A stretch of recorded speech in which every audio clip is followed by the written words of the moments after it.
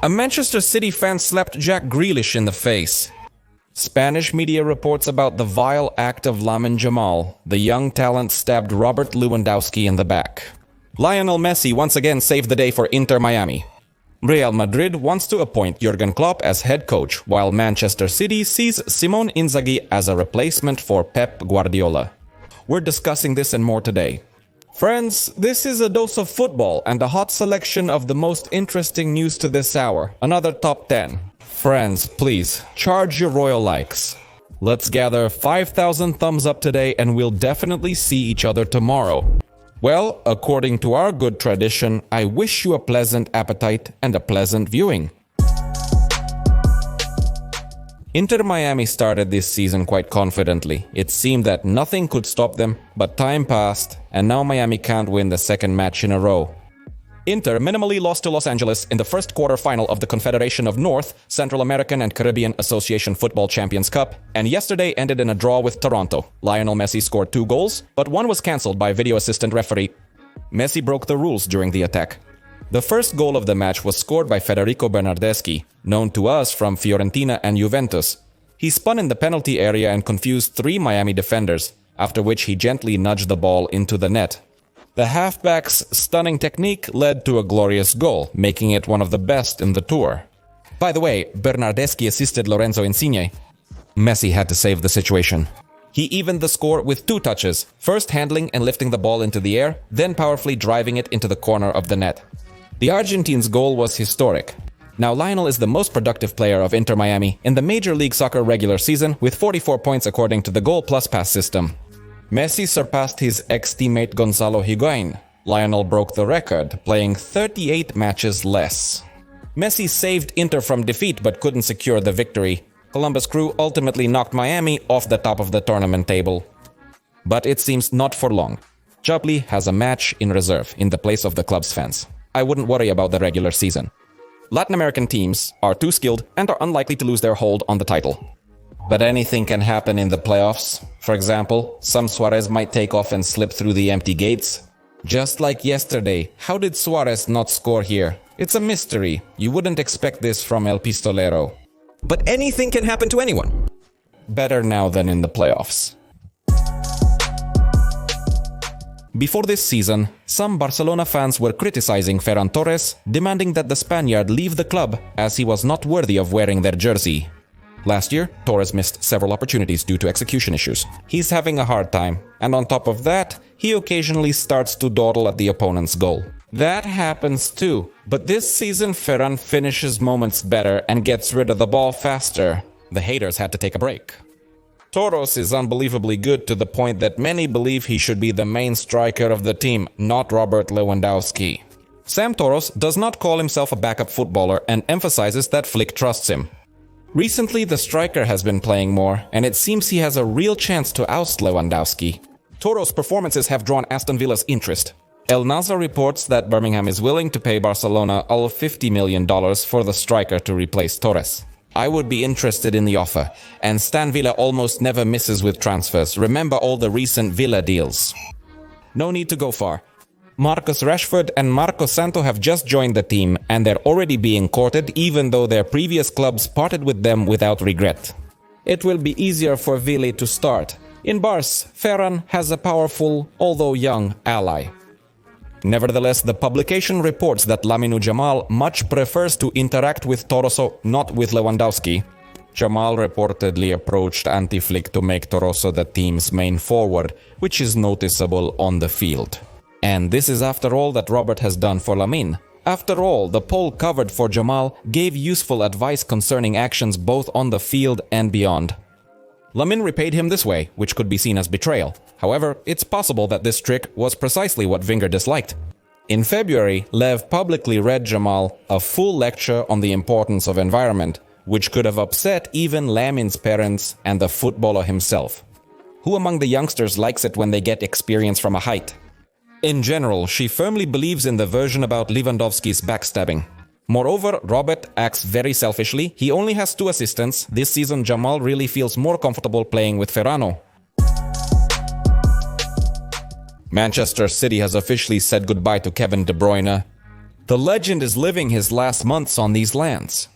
And then he will be replaced by a German lad from the glorious city of Leverkusen. But what awaits the Belgian genius next? What career path will he choose for himself? Here the media are divided in opinions. Some write about his transfer to Major League Soccer where he can join Messi's band, others talk about moving to Luis Enrique's team. But I can hardly imagine De Bruyne, worn out by life, in the center of the Paris Saint-Germain half defense. This option can be immediately sent to the Major League Soccer top. Its rhythm is still more suitable for the not young Belgian. Moreover, it's a good place to end a career, but there are also pitfalls here. Yes, Miami itself is unlikely to refuse the transition of another legend of European football. Moreover, the duo of Messi and De Bruyne is something any fan would want to watch. And that means, with this transfer, Inter can attract even more fans to their side. But, as they said in the classic, where is the money, Lebowski? Or rather, where will Beckham get the resources to pay De Bruyne? That's the main obstacle for the Belgians' transfer. To have Messi, Suarez, Alba and Busquets in your team is a task that even Barcelona, Inter Miami couldn't handle. It's still pulling it off, but with various kinds of reservations. For example, Messi's payments include percentages from merchandise sales and broadcasting rights. If the same conditions are offered to De Bruyne, then Beckham's club will not make any profit at all, but simply give all the earnings to the players' salaries. The only working option is to sell Busquets or Alba. But will Dobrona, this main star of the something team, give something? I doubt it. Therefore, there are too many obstacles for De Bruyne's transfer to Inter. But I'm still waiting for him in Major League Soccer. Let him play not together, but at least against him. As a viewer, I'm quite satisfied with this. Real Madrid is preparing for radical changes. By summer, it may lose two key figures, Vinicius and Carlo Ancelotti. But if the question of replacing the Brazilian is not so urgent, the situation with the coach is different. Still, a team without a coach is like an orchestra without a conductor, just a collection of performers, albeit talented ones. It is the coach who determines in what style his team will play. And in the next season, Madrid may play heavy German rock. Spanish media have changed their rhetoric. Now all the talks are not about Xabi Alonso, but about Jurgen Klopp. At first these rumors seemed nonsense. The German is already busy with important work. And what the hell? Madrid? But the more often they surface, the harder it is to ignore them. And along with that comes the question of what Klopp would look like on the Real's coaching bench. Probably the simple part of the answer to this tricky question would sound like this. As usual, radiating confidence and embodying the embodiment of sporting passion. As for the football and more complex part, everyone can fantasize about this topic on their own. In my humble opinion, Real Madrid is the most suitable team for the German coach. To support Klopp's intense and fast-paced football, you need physically prepared players. And in the Royal Club, the number of hard-working athletes per square meter of the field, well, just off the charts. But that doesn't mean that Klopp will just come to Real, see, and win. There will be plenty of problems there. The German will have to deal with the egotistical loners in the attack. The Brazilian is likely to be sent to Saudi Arabia. As for the Frenchman, they'll have to somehow cope with him, considering his high status in the team and his dislike for excessive work on the field. But Klopp is also a seasoned dog. He usually knows which key to pick for which footballer. And if anyone can turn a Spaniard into a German, it's definitely the man who put Salah in the driver's seat of the Liverpool machine. The only question is, does he want to jump on board this car himself? Inter fans, fasten your seatbelts. Real American rollercoaster news is coming your way. Simone Inzaghi may swap fashionable Milan for industrial Manchester. Simone has been working at Inter for the 4th season now. And yes, forgive me fans, Napoli is leading the team to the 2nd Scudetto. The modern history of Inter is a rarity, and therefore it is valuable. And that means you have to keep specialists by the hand and foot. But his storied history with Milan's Grande may end this summer, all because of the Manchester misfits. The citizens, it seems, got hot when Guardiola was offered a new contract, up to 2027. The Catalan has been leading the team for almost 10 years, and his burnout seemed to have been looming a couple of years ago. The coach's inactivity was felt in the season. No one talks about the title anymore. It's like they won't get through the Champions League. The leadership is now at a crossroads. to leave the burnt-out Guardiola and hope that he will regain confidence and be filled with new ideas and meanings. Or to fire the Catalan, replacing him with a fresher specialist.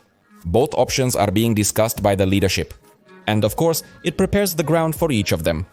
In case of betting on Guardiola, you need to accumulate hundreds of millions for the transfer window. In case of dismissal, select candidates for the shortlist. And here they will need the intercoach. Inzaghi's candidacy differs from previous options. At a minimum, it is non-standard.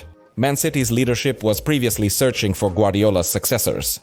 Arteta, Torrent and Mitchell from Girona, all students of the Catalan, were considered. Inzaghi is of a different kind, but just as brilliant. Without any exaggeration, it can be said that Inzaghi has mastered Italian football. Who else among the Serie A coaches has achieved such success in such a short distance?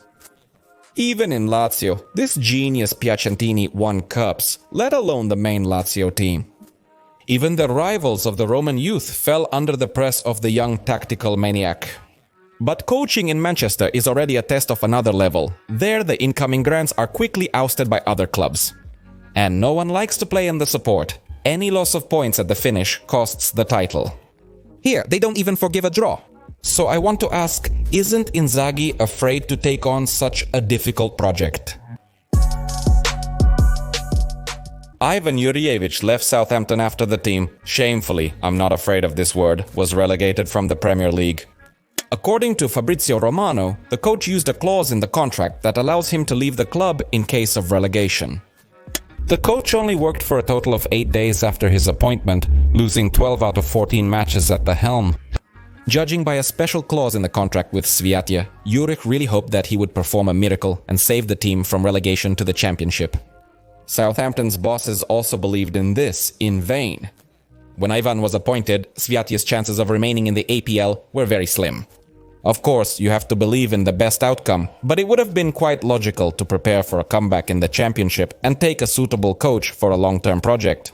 Moreover, let me remind you, Southampton started the season playing from possession and short draws. Juric, with his metal football, was reshaping the team right during the draw, and now Southampton is again threatened with restructuring. I don't understand. Why did coach even take this club? It was clear he was taking a big risk. Sharp feelings were lacking. Ivan made good money in Rome, but the failure with Augenton will reflect on his career. In this case, the main mistake of the coach is just a poor choice of team. Now, Augenton is still a coach who will finish the season, after which he will lead the team to victory in the Championship. As journalist Alex Krug told, the Saints are considering Frank Lampard. The work of the Englishman in Coventry greatly impressed the leadership of Southampton. The team clearly has more resources than their competitors, but I still doubt that Lems should change his job. His current club has every chance to make it to the Premier League through the Championship playoffs. This is despite Frank taking over Coventry in late November, when the team was placed 17th. They appear to be struggling to survive, but they are just 1 point shy of the playoff zone. Even if Coventry doesn't make it to the Premier League, Lampard's move to Southampton seems like an unjustified risk. Memphis Depay moved to Corinthians, not just for the Brazilian festivals, evening parties, and a fancy contract, but also to enjoy the local football, which first and foremost is about talent, dribbling, and risk, not just about discipline, automatisms, and adherence to a tactical plan, which is now prevalent in Europe. Depay was feinting as best he could. In the state championship final, he even provoked a fight, stepping on the ball for the sake of a trick, but he drove his opponents out of themselves and led to a scuffle with 2 removals. Brazil instantly reacted, officially recognizing the gesture as a provocation. Now, every footballer who steps on the ball will receive a yellow card. The Brazilian Federation stated that such actions tarnish the image of football, provoke conflicts, and can even be dangerous for the performer himself. But Memphis's antics quickly became the rule, although similar incidents had occurred before. In 2023, Santos player Eferso Soteldo stood on the ball with both feet, then it also ended with a mass brawl and a removal. It's understandable that Brazilian authorities are striving for safety on the field and beyond, but the rule seems strange. Rabona is also often perceived as a provocation. Yes, in 2016, Watford made a comeback in a match against West Ham, as the Hornets used Rabona twice at the Bees' goal. Dimitri Payet gave a spectacular assist. Watford forward Troy Deeney admitted after the game that if it weren't for these Rabonas, he and his team wouldn't have been so angry and wouldn't have won. But there was no fight, just pure sporting anger. Provocation is a crucial part of football, in my view. Zidane's infamous headbutt on Materazzi is a legendary moment that was sparked by the latter's provocative words. Beckham's legendary red card wouldn't have happened without David's kick in the back.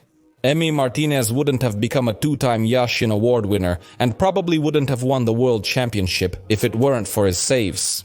Yes, provocations can sometimes be dirty, but they invariably evoke intense emotions, and that's the essence of football. Some curse them, others worship them. Is it worth removing a brilliant trick because of a couple of scuffles on the field? I don't think so. Neymar shares the same opinion. In his social networks, the Brazilian reacted to the new rule, stating that football is becoming more and more boring. And Memphis Depay even made a long post about it. I went to Brazil to try out Joga Bonito for myself. Joy and passion in self-expression on the field should not be limited. Who decides the future of this beautiful football country? Let's focus instead of these stupid statements on what rules can improve the sport and on the business side of football that benefits clubs, fans, and players. The Professional Footballers Association supported a number of Brazilian championship footballers. I hope they get the rule cancelled. Don't give out penalties for feints. Pep Guardiola has incredibly high demands for himself and his subordinates. When something doesn't go according to plan, the coach can put on a war paint on his face and then punish the players for their actions on the field or their form. Kellen Phillips' career, in his own words, went downhill after Guardiola publicly criticized him for being overweight. At that time, Phillips was not ready for this. He had problems with adaptation, and Pep's words hurt the footballer, who never played in Manchester. Pep even apologized to Phillips later, but it was too late. And yesterday the coach was harsh again with his player. This time Mateus Nunes suffered. He can become a good right back thanks to his physical data. I think he's not the player who should play in the middle of the field because he's not smart and cool-headed enough. Guardiola implied Mateus wasn't intelligent enough to play in midfield. This is despite the footballer regularly performing in Wolverhampton and being considered by Liverpool as a defensive midfield option. I highly doubt that Nuno took Pep's words lightly. 100% it was a bitter pill to swallow, but Pep does have a point. Maybe he wanted to motivate the footballer in this way to prove the opposite. But Grealish received a slap from a fan. And it's not even a metaphor. According to information, when Jack was leaving the field after the match with Manchester United, one of the Red Devils fans called the footballer near the tunnel to the stands and hit Grealish straight in the face. A representative of the Manchester police stated that Alfie Holt, 20 years old, is accused of assault. He will appear before the Manchester Magistrates Court. The charges related to an incident at Old Trafford yesterday where a fanatic attacked a player right on the stadium. What was he even thinking? But there is also a question to Grealish, who for some reason approached the fan. This season, Real Madrid footballers themselves decided who would take the penalties, which probably created unnecessary pressure and led to mistakes. After Vinicius failed to convert a penalty in the match against Valencia, Carlo Ancelotti decided that it was enough to pity the Brazilian. According to Marca, the coach appointed Kylian Mbappe as the team's primary penalty taker. If Mbappe is playing, he will be the sole penalty taker. Carlo Ancelotti probably didn't like Vinicius, who is gradually losing his influence in the Real Madrid dressing room. To gain an advantage over Mbappe and Bellingham, Vini needs a significant pay rise, but the club's management refuses to favor Vini over other stars, which could ultimately lead to the Brazilian leaving the club. As the publication writes, Real has already made a short list of 3 forwards to replace Vinicius. This list includes Rafael Leao from Milan, Victor de Cariche from Sporting, and Victor Osimhen from Napoli. Leao will replace Vini directly in position, while de Cariche and Osimhen will allow Mbappe to return to his usual role on the flank. Kylian has a personal interest in this matter, but he doesn't care about billing. Anyway, we will rarely see the version of Jude from the start of last season. He now has a lot more responsibilities without the ball. He has to rely more on his partners in the attack. And in the match against Valencia, they wasted so many moments. They were under 4 units, but only 1 goal. After the match, Bellingham freaked out and beat up his teammate. Hofbeck approached the video assistant referee monitor stand and kicked it. I hope they've resolved the locker room issue. Jokes aside.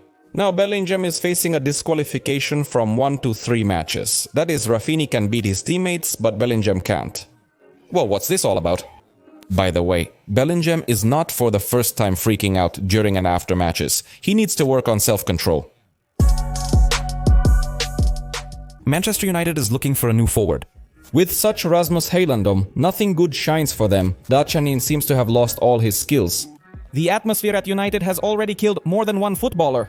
According to reports, the main candidate for the Red Devils for the forward position has become Liam Delap from Ipswich, a former Manchester City player. By the way, Gorojan, there is even a buyback option, but they are unlikely to use it due to the extension of Erling Haaland's contract and the purchase of Amara Marmush. If Ipswich gets relegated from the APL, then Mew can activate Clausula for £40 million. Lem, a 22-year-old Englishman, has a price tag that's understandable given his youth. He scored 12 goals this season. It's not that much, but he plays in a modest team. But personally, I still doubt that MU should bet on him. United currently lacks a dependable striker who is truly dedicated to the team. Victor De Caras and Osim Hena are also being considered, but are lower priority due to cost. There's also an option with Mateus Cunha from Wolverhampton. As journalist Ben Jacobs reported, Cunha is planning to leave Tenevalkovs. The Brazilian agent will soon fly to England for personal negotiations with potential contenders. He has already contacted Manchester United, but Nottingham Forest also wants to sign him. But Mateus would prefer to move to a club from the Premier League's classic Big Six. Yes, even despite the fact that Forest will likely be playing in the Champions League. AMY? No, I've already praised the Brazilian, capable of scoring even without moments due to his powerful and accurate shot, including long range and the skill of dragging the ball under pressure. United will benefit, where the forwards often have to do without the full support of their partners. And since we're talking about the Premier League, let me tell you about yesterday's moment from the Newcastle United and Leicester game, which you just can't ignore. Fabian Schär took a beauty from the center of the field. Sam took the ball, saw that the opponent's goalkeeper had come out of the goal and struck hard from his half. Alas, the ball didn't fly into the goal, but it bounced off the crossbar straight to Murphy's foot, who scored the double. I must mention the stunning goal from the A-Series. In the match between Bologna and Napoli, winger Ndoye curled a shot from under his heel behind his back. The ball hit the crossbar, bounced, and ricocheted into the goal. The stunning goal was reminiscent of Olivier Giroud's legendary scorpion kick against Crystal Palace, likely the goal of the season in Serie A. Watch the reviews of the Newcastle, United and Napoli matches on our television. Those goals are must-see. The link is in the description and pinned comment. Lots of interesting stuff there, friends. Moreover, we already have almost 50,000 people. I'll hold a cool giveaway on the half-century mark. Perhaps we'll play for a PlayStation like in the old days, or something else. In short, be sure to subscribe. That's all for today. Thanks for watching and subscribing. I'm Kirill Cast. And that was your daily dose of football. Peace to your home and its henge, friends.